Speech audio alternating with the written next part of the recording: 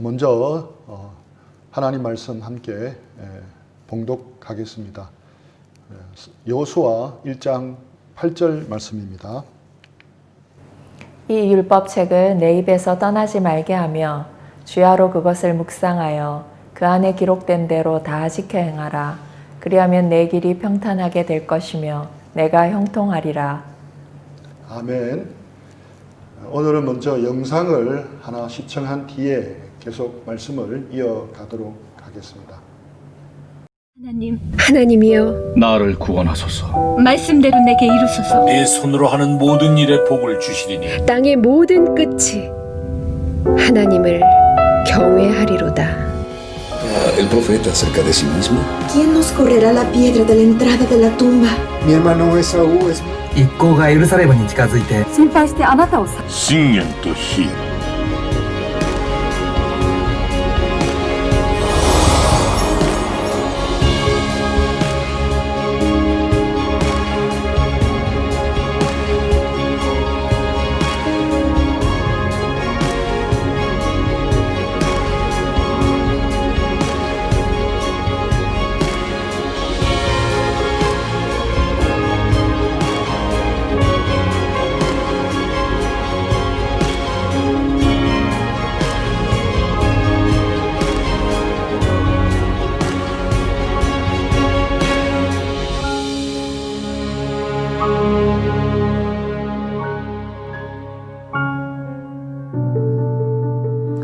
교회에서도 공동체 성경 읽기를 이제 함께 시작하고 있는데 예배 시작과 더불어서 말씀을 읽는데 말씀을 낭독하는 걸 함께 들으니까 모두가 그 말씀의 임재 앞에서 자기의 모든 삶을 내려놓고 하나님의 임재 앞으로 들어가는 아주 중요한, 그래서 예배의 영성과 그 은혜가 더 깊어짐을 느낍니다. 그래서 도대체 어떤 분이 이런 귀한 앱을 만들어서 무료로 배포해 주시나 생각했는데 우리 빌황 대표님께서 이 일을 하셨다고 들었는데 어떤 계기를 통해서 이런 결심을 하시게 되었는지요?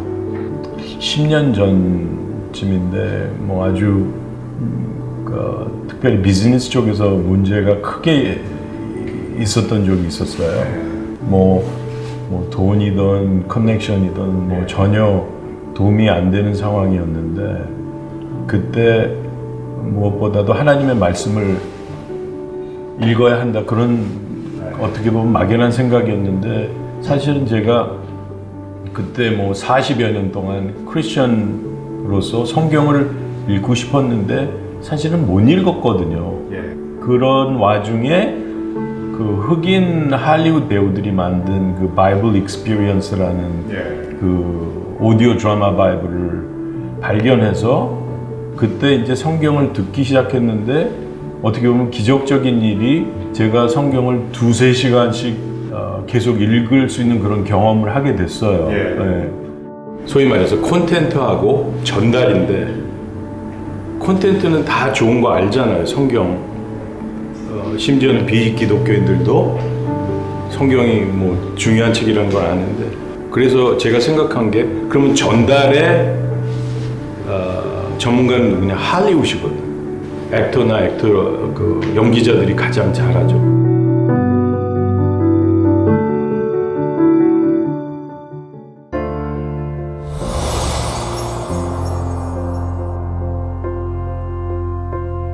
사실은 미국 오디오 드라마가 아주 잘 만들어 있는데 그거를 교회들이나 공동체에서 사용하지 않았기 때문에 그 회사들이 굉장히 재정적인 문제에 들어갔어요.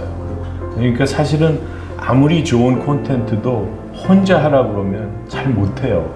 이 성경을 이렇게 처음으로 많이 읽다 보니까 이게 성경을 사람들이 같이 읽었네, 그런 생각을 또 하게 되면서 이거를 그러면은 나 혼자 하지 말고 성경대로 같이 모여서 직장 동료들하고 같이 쉽게 또 고민하지 않고 성경을 읽게 해주는 게 너무 중요한 것 같아요. 또 구약 시대에도 이스라엘 백성들이 모세 율법을 낭독하는 것을 듣고 회개하고 예수님께서도 누가복음에 보면은 순서를 따라 회당에서 말씀을 읽으시고 제가 전 세계를 다녀보면 거의 모든 기독교인들은 성경을 읽고 싶어해요. 정말 그런 열망과 욕망이 있는 거예요. 그건 하나님께서 주신 거라고 봐야죠. 그런데 대부분의 크리스천 리더들이나 교회들은 성경이 좋으니까 집에 가서 읽어라. 너는 왜 이렇게 게을러서 못 읽냐? 그렇게 얘기하거든요. 근데 그건 상당히 아주 틀린 말이에요. 네? 성경을 읽는 것도 전략이 있어야 되고 성경대로 해야 되는 거예요.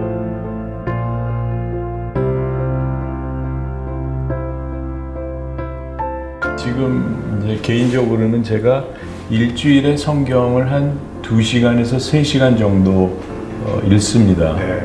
금요일 날 오전에 직장에서 읽고 또 1시간은 목요일 날 점심 때 지역 교회 제 와이프랑 같이 가서 그래서 지금 성경이 일반적으로 봤을 때 목사님 한 90시간, 100시간 되니까요.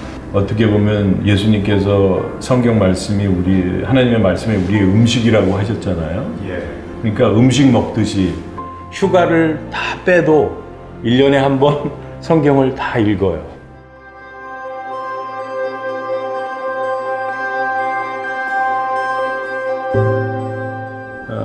성경은 저의 집이죠. 집이라는 개념은 나의 형제, 자매가 있고 또 가장 중요한 거는 우리 아버님이 말씀하시는 게 집이죠. 근데 요즘에 기독교인들의 모임을 보면 아버지가 말씀을 안 해요. 아예 아버지가 없어. 그건 홈이 아니죠. 우리들끼리 막 얘기해. 그래서 나는 하나님의 목소리와 예수님의 목소리가 그리워요. 우리 형제 자매들을 만나고 우리 아버지 또 예수님께서 우리한테 말씀하시는 그게 집이에요. 그게 가장 중요해요.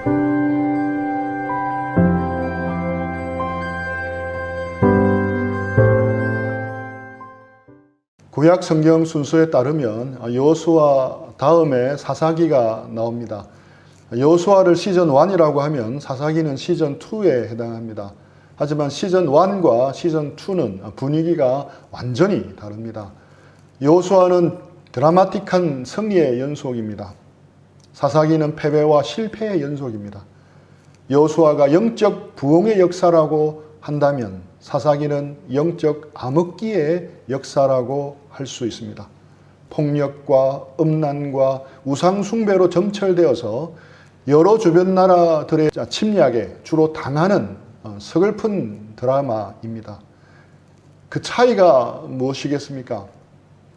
사사기를 전체적으로 보면 그 차이가 무엇인지 분명하게 나타납니다.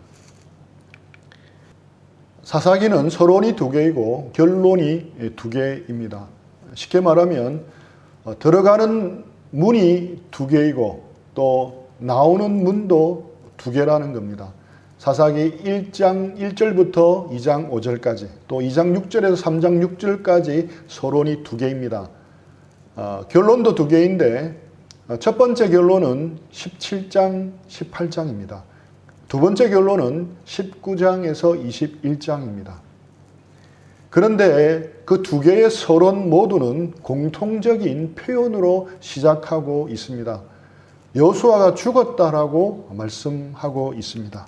우리 사사기 1장 1절을 보겠습니다. 여호수아가 죽은 후에 이스라엘 자손이 여호와께 여쭈어 이르되 우리 가운데 누가 먼저 올라가서 가나안 족속과 싸우리까? 사사기 2장 8절 말씀입니다. 여호와의 종 눈의 아들 여호수아가 110세에 죽음에.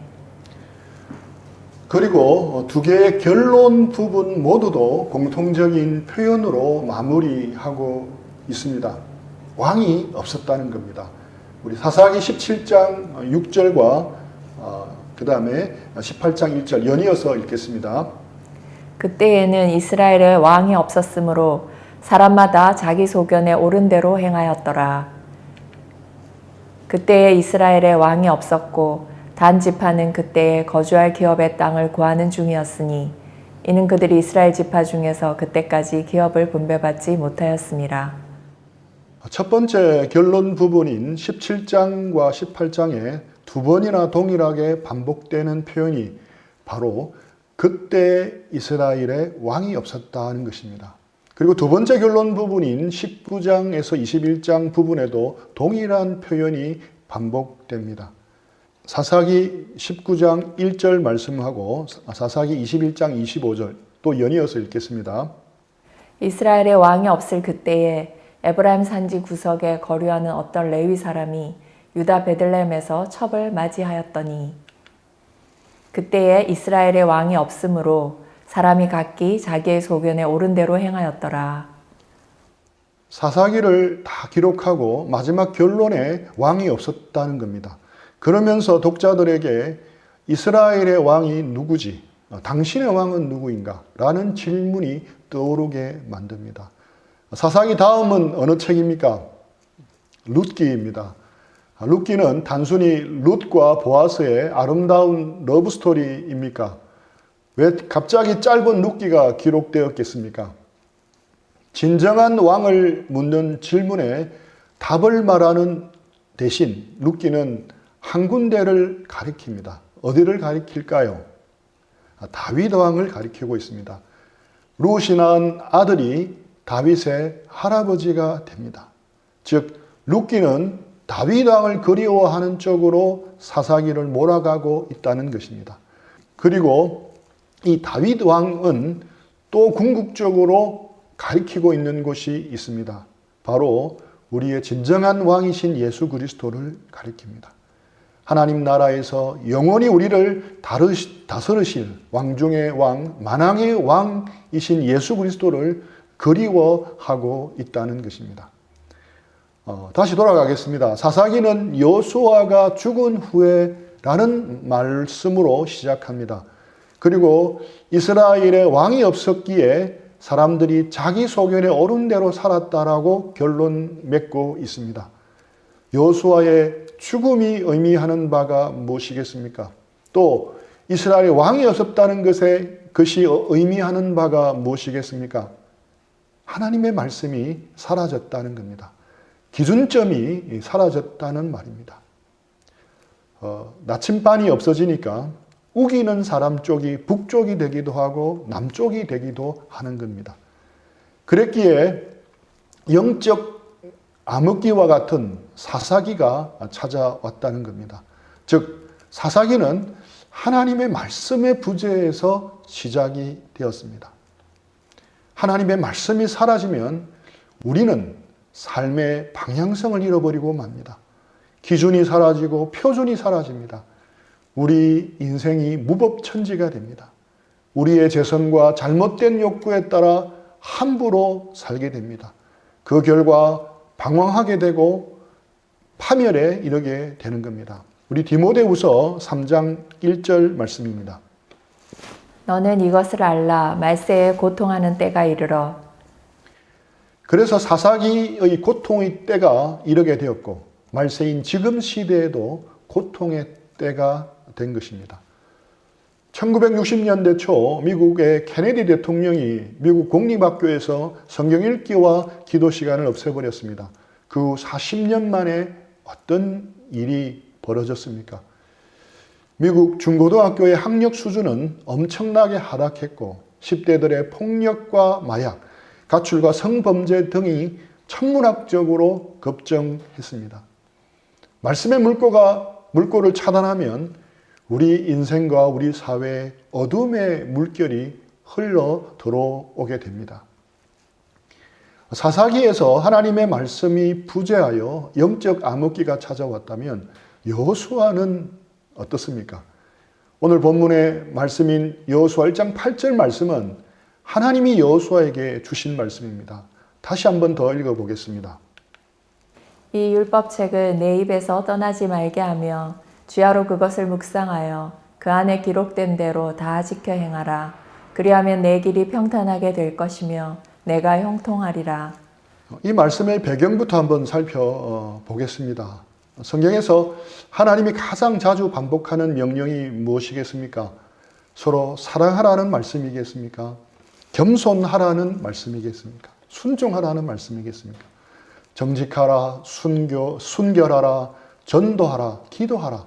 모두 성경에서 반복해서 가르치는 가르침이기는 하지만 하나님이 제일 많이 반복하신 명령은 놀랍게도 두려워하지 말라입니다. 성경에는 두려워하지 말라는 말이 365번 정도 나온다고 합니다. 즉 1년 내내 매일같이 우리가 기억해야 할 명령인 것입니다. 하나님이 그토록 자주 두려워하지 말라고 하신 이유가 무엇일까요? 두려움이 그렇게 중요한 문제겠습니까? 사람들을 무너뜨리는 가장 큰 원인이 바로 두려움입니다. 두려워하지 않고 하나님을 믿고 신뢰하여 순종하면 믿음이 성장하고 하나님의 은혜를 누리게 됩니다. 하지만 두려움 때문에 시도조차 못하면 아무런 결과를 얻지 못합니다. 두려움 때문에 하나님이 주시는 복을 누리지 못하기 때문에 하나님은 두려워하지 말라고 거듭 말씀하시는 것입니다. 근데 하나님께서 두려워하지 말라고 말씀하실 때는 두려움이 몰려오는 상황일 때입니다. 여호수아 1장에서도 두려워하지 말라는 단어가 반복되어 나타납니다. 여호수아에게 강하고 담대하라고 거듭 말씀합니다. 두려워하지 말고 놀라지 말라고 거듭 말씀합니다. 그렇다면 여호수아의 상황은 놀랍고 두려워할 수밖에 없는 상황이라는 것을 우리는 쉽게 짐작할 수 있습니다. 여호수아가 처했던 상황은 어떠했습니까? 위대한 지도자 모세를 이어서 새 지도자가 된 젊은 여호수아의 상황을 한번 생각해 봅시다. 여호수아는 갑자기 지도자가 된 사람이 아니었습니다. 그는 40년이나 모세를 도왔던 사람입니다. 오랜 세월 동안 훌륭한 지도자 밑에서 철저하게 훈련받은 지도자였습니다. 모세가 시내산에 올라가서 40일 넘도록 하나님과 독대하여 십계명을 받을 때 여호수아는 그를 수행했습니다. 그래서 여호수아는 옆에서 하나님의 영광을 눈과 귀로 체험하기도 했습니다. 또한 여호수아는 애굽을 나와서 광야에서 사나운 아말렉 족속과의 싸움에서 이스라엘 백성을 이끌고 승리했던 뛰어난 장군이었습니다. 용기와 지혜가 뛰어나서 이스라엘 민족을 대표하는 12명의 정탐꾼 가운데 한 명으로 뽑혀서 가나안 땅을 탐색하고 돌아오기도 했습니다. 모든 정탐꾼들이 가나안 정복은 불가능하다고 말할 때 하나님이 도우시면 문제없이 정복할 수 있다고 말했던 굳건한 신앙인이었습니다. 그런데 갑자기 모세가 떠나고 모든 책임을 다 맡아서 가나안에 들어가서 정복 전쟁을 벌여야 하는 상황이 되었습니다. 위대한 지도자 모세에게 익숙한 백성들을 모세를 대신해서 이끌어야 했습니다. 그런데 이스라엘 백성들은 사실 위대한 지도자였던 모세에게까지 대들고 반항했던 전력이 있었습니다.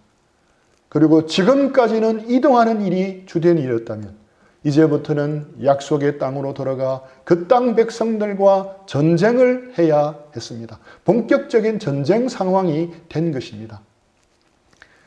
여호수아는 가나안을 정탐하고 직접 두 눈으로 보고 왔기에 그곳이 어떤 곳인지 누구보다도 잘 알고 있었습니다. 가나안 거민들은 오랜 세월 동안 전쟁을 통해 다져진 전사이자 거인들이었습니다. 성들은 요새화되어 있었습니다. 그리고 이스라엘 백성들은 어땠습니까? 그들은 노예 출신의 백성들이었습니다. 전투의 경험도 거의 없었습니다. 무기도 변변치 않았습니다. 전략과 전술을 훈련받은 적도 없었습니다. 걸핏하면 지도자에게 잘 대드는 전력이 있었습니다. 아무리 능력 있고 용기 있는 지도자일지라도 이런 상황이라면 한없이 두려울 수밖에 없었을 것이라 생각이 됩니다. 이런 여호수아의 두려움을 아시는 하나님이 바로 그에게 나타나서 말씀하셨습니다. 우리 여호수아 1장 5절로 7절 말씀입니다.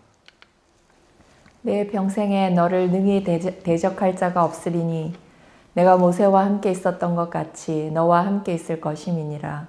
내가 너를 떠나지 아니하며 버리지 아니하리니 강하고 담대하라. 너는 내가 그들의 조상에게 맹세하여 그들에게 주리라 한 땅을 이 백성에게 차지하게 하리라. 오직 강하고 극히 담대하여 나의 종 모세가 내게 명령한 그 율법을 다 지켜 행하고 우로나 좌로나 치우치지 말라. 그리하면 어디로 가든지 형통하리니. 아멘. 여호수아만큼은 아니더라도 우리는 각자의 인생에서 많은 두려움과 싸우고 있습니다. 두려워하는 것은 내가 문제에만 집중하기 때문입니다. 문제에만 집중하는 이유는 문제보다 더 크신 하나님이 함께 하심을 보지 못하기 때문입니다. 하나님이 함께 하심을 보지 못하는 것은 하나님의 말씀을 보지 않기 때문입니다. 말씀을 듣지 않기 때문입니다. 말씀을 읽지 않기 때문입니다. 말씀을 암송하고 묵상하지 않기 때문입니다. 하나님이 여호수아에게 두려워하지 말라고 명령하시면서 두려움을 극복하는 방법을 가르쳐 주셨습니다. 그것이 바로 오늘 본문 말씀입니다. 이 율법책을 내 입에서 떠나지 말게 하며 주야로 그것을 묵상하여 그 안에 기록한 대로 다 지켜 행하라. 그리하면 내 길이 평탄하게 될 것이며 내가 형통하리라. 그 방법이 무엇입니까? 하나님의 말씀을 내 입에서 떠나지 말게 하는 것입니다. 그것은 주야로 말씀을 묵상하는 것입니다.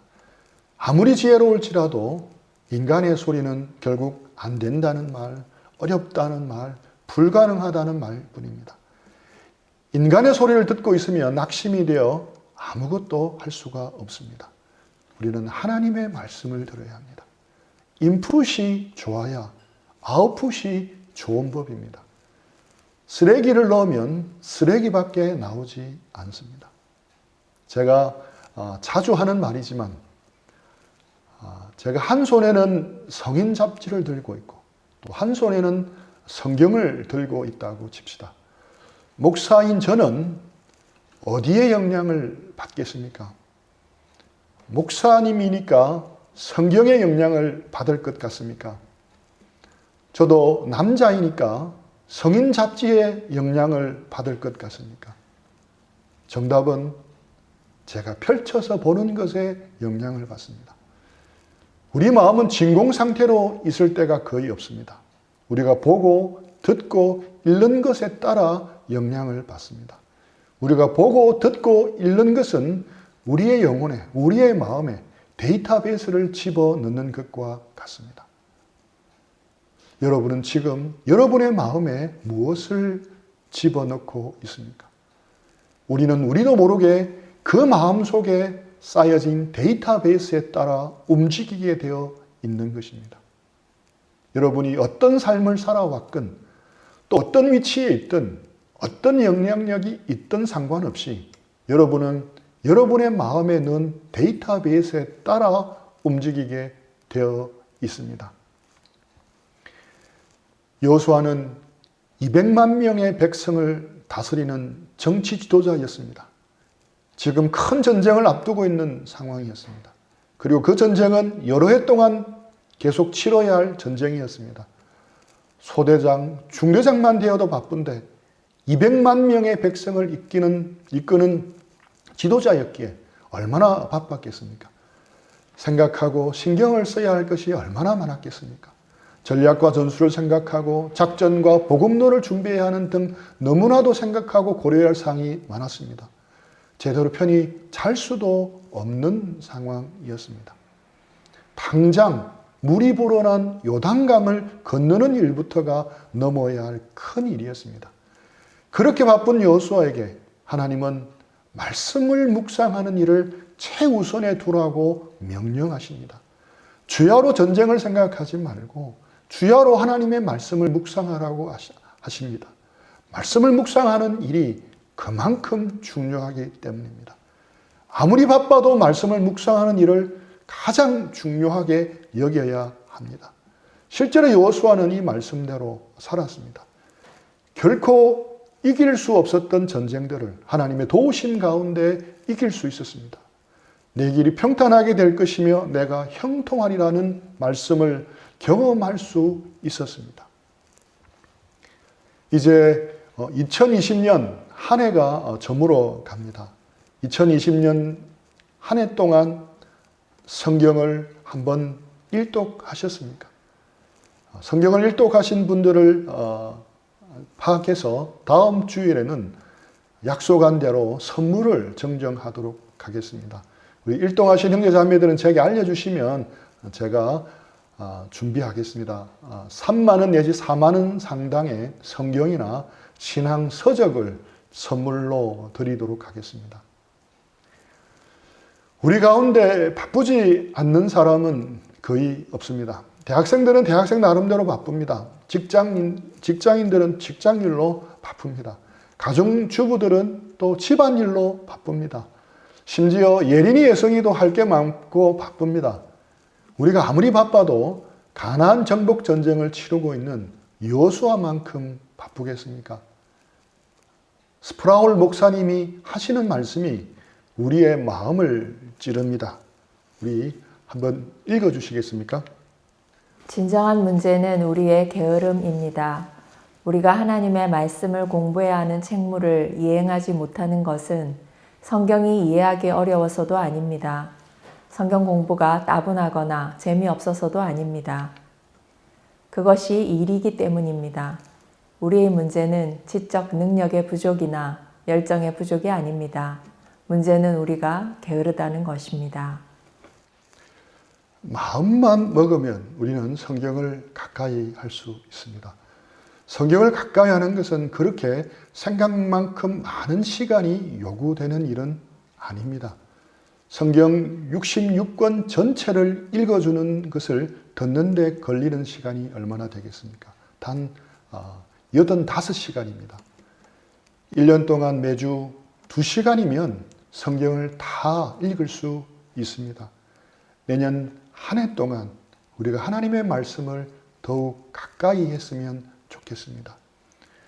우리를 자세히 살펴보면 영적인 것을 빼고는 모두가 다 규칙적으로 하는 경우가 많습니다. 영적인 것을 빼고는 체계적으로 하는 경향이 있습니다. 학교에 가고 직장에 가는 것, 화장실에 가는 것, 밥을 먹는 것 모두 규칙적이고 체계적으로 하고 있습니다.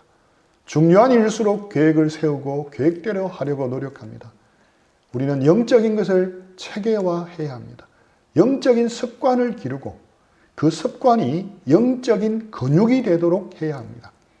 영적인 근육이 생기면 영적인 파워를 낼 수 있는 것입니다. 위대한 신앙의 인물들은 한결같이 좋은 습관을 세우고 그것을 지속한 사람들입니다. 우리 내년에는 우리 모두 성경을 일독했으면 합니다. 이를 위해서 우리 공동체에서 공동체 성경 읽기를 시작하려고 합니다. 그동안 유튜브를 통해서 매일 공동체 성경 읽기 프로그램을 따라 몇 개월 동안 캠퍼스 형제 자매들 중심으로 미리 한번 해보았습니다. 저도 직접 해보고 또 피드백도 받아보았습니다. 결론은 다 같이 하면 참 좋겠다는 것이었습니다. 그렇게 힘든 일이 아니라는 생각도 들었습니다. 매일 10분, 20분 투자하는 일입니다. 그래서 내년부터 우리 모두가 이 공동체 성경 읽기를 했으면 합니다. 그러면 이 공동체 성경 읽기에 대해서 제가 잠시 설명해 드리도록 하겠습니다. 우리 처음에 보여드린 영상대로 미국의 GNM이라는 재단에서 전폭적으로 후원을 해서 만든 프로그램입니다. 유튜브로 올 한 해 매일 아침 7시마다 구약부터 차례로 2장에서 4장 정도의 본문을 그림과 함께 띄워주면서 읽어주는 프로그램입니다. 창세기부터 시작해서 지금은 요한계시록 부분을 읽고 있습니다. 20분 분량입니다. 5분 정도는 그날 읽을 부분에 대해 목사님이 전체적인 개괄 설명을 해줍니다. 그리고 나서 성우와 배우들이 재능 기부를 해서 만든 드라마 바이블의 목소리로 성경을 읽어줍니다. 그리고 마지막에는 시편으로 1, 2분 정도 기도하는 시간이 있습니다. 제가 해보니 시편으로 기도하기보다는 그날 읽은 말씀을 가지고 기도하는 것이 더 좋았습니다. 그 시간에 조용히 들은 말씀을 생각하면서 기도하시면 됩니다. 제가 해보니 1.5배속이나 1.75배속으로도 들어도 될 것 같습니다. 또 성경에 익숙한 분이라면 2배속으로도 들어도 됩니다. 그러면 대략 10분에서 15분 정도 걸립니다. 매일 그렇게 투자하면 성경 전체를 읽을 수 있는 것입니다. 이것은 지하철에서도 할 수 있습니다. 점심시간 막간을 이용해서도 할 수 있습니다. 그런데 성경을 귀로 들으면서 읽을 때 더 새로운 관점으로 읽을 수 있습니다. 큰 소리로 성경을 듣는 것은 조용히 글을 읽는 것과 또 다른 관점을 제공합니다. 사람의 뇌는 귀로 들리는 언어에 가장 민감하게 반응합니다. 눈으로만 읽을 때보다 귀로 들으며 읽을 때 집중력이 올라갑니다. 특별히 성경은 이야기이기 때문에 들으면서 읽을 때 더욱 잘 이해할 수가 있습니다. 그런데 우리가 사람인지라 외부적인 자극이 없으면 혼자서는 지속하기가 어렵습니다. 그래서 공동체에 성경 읽기가 있는 것입니다. 우리 모두가 매일 그 분량을 읽고 또 읽었을 경우에 카톡방에 이모티콘을 하나씩 올리도록 하겠습니다. 못 올린다고 제가 어떻게 하는 것은 결코 아닙니다. 그리고 자원하여 신청하는 사람만으로 공동체 성경 읽기 카톡방을 운영하도록 하겠습니다. 자기 나름대로 성경 읽기 계획이 있는 분들은 그렇게 해도 됩니다. 목적은 성경을 읽자는 것에 있습니다. 혼자서 잘 안 되기 때문에 공동체에서 서로 같이 읽자는 의도입니다. 시험적으로 내일 아침부터 7시에 링크를 올려 보겠습니다. 그리고 자원자를 1월 1일부터는 자원자를 받고 자원자들에 한해서 카톡방을 만들어서 그 방에만 링크를 올리도록 하겠습니다. 여호수아 1장 8절 말씀입니다. 우리 다 같이 다시 한번 읽어보겠습니다. 이 율법책을 내 입에서 떠나지 말게 하며 주야로 그것을 묵상하여 그 안에 기록된 대로 다 지켜 행하라. 그리하면 내 길이 평탄하게 될 것이며 내가 형통하리라. 아멘. 이스라엘이 왕이 없어서 자기 소견에 옳은 대로 살아서 사사기에 암흑기가 찾아온 일을 우리는 반복해서는 안 되리라 생각합니다. 밝아오는 2021년에는 여호수아 1장 8절 말씀에 순종해서 이 말씀을 각자의 삶 속에서 경험했으면 합니다. 여호수아처럼 새해에는 하나님의 말씀을 더욱 사랑하여 하나님의 말씀을 가까이 하고 하나님의 말씀이 우리의 기준이 되고 우리의 왕이 되는 역사가 일어나기를 축복합니다. 말씀에 거하여 주님께서 평탄하게 하시고 형통하게 하시는 복이 우리 모두에게 일어나기를 축복합니다. 내년에는 우리 모두 성경을 일독하는 은혜가 있기를 축복합니다. 우리 들은 말씀 생각하면서 잠시 적용하고 기도하는 시간